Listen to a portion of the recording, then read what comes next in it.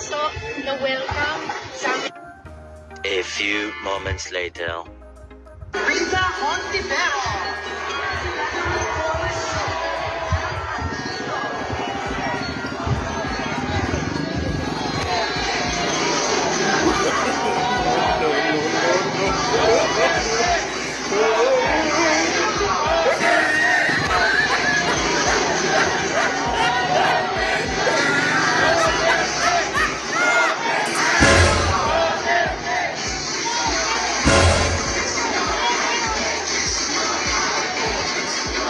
DepEd versus AKAP.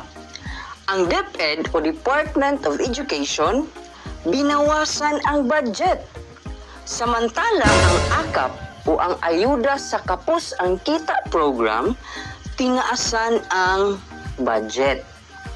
Ang DepEd, tinuturuan ang mga bata na magbasa, magsulat, magkwenta at mabuhay para sa kinabukasan. Samantala ang AKAP, tinuturuan ang mga tao na maging tamad. Only in the Philippines. Ang 4Ps, ang balita ko, kasi yun naman ang datos na nasa akin dahil committee ko, 50 billion daw ang tinanggal sa 4Ps program. Ibig sabihin, 4.4 million na pamilyang Pilipino na sertifikado. Talagang totoong poorest of the poor. Walang matatanggap. Walang tulong sa pagkain, anak, paggamot, napakasaklap. Uy. Zero sila. Hala. Tingnan nyo ang mga pagmumukha nito. Talaga. Impeach Sara Duterte. Dalawa, sabayan lang. Sara Duterte. Impeach. Diba? Nandito na din. Ang dami ninyo. Brad Idol, live na tayo. Sara Duterte. Impeach siya. Bakit ka nandito, Brad Idol? Live tayo. Hanap ako ng mukha tunay mo. na kapayapaan. Ayan. Katarungan at pananagutan mo, Sara Duterte. Mga picture taking. Naku, mga itsura nito. Diba, galing may kawayan, diba? Naku. Ito pa. Ito yung iba dito, pumunta rito, individual po, ha? Sus. Paglaban. Ang bayan ng Pilipinong naninakawan ng pera ni Sara Duterte.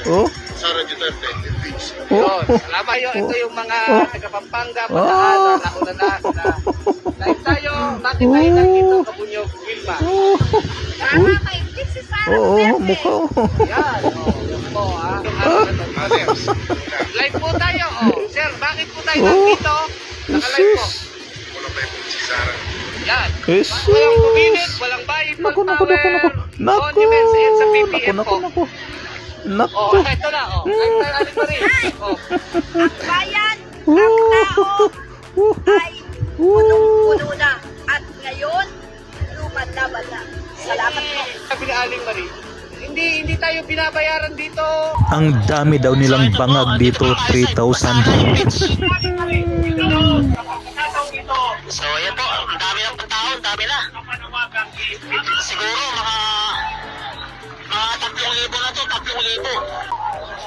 So ito po, dito po tayo sa Sara impeach. So yan po, ang dami ng tao, ang dami na. Siguro mga 3,000 na to, 3,000.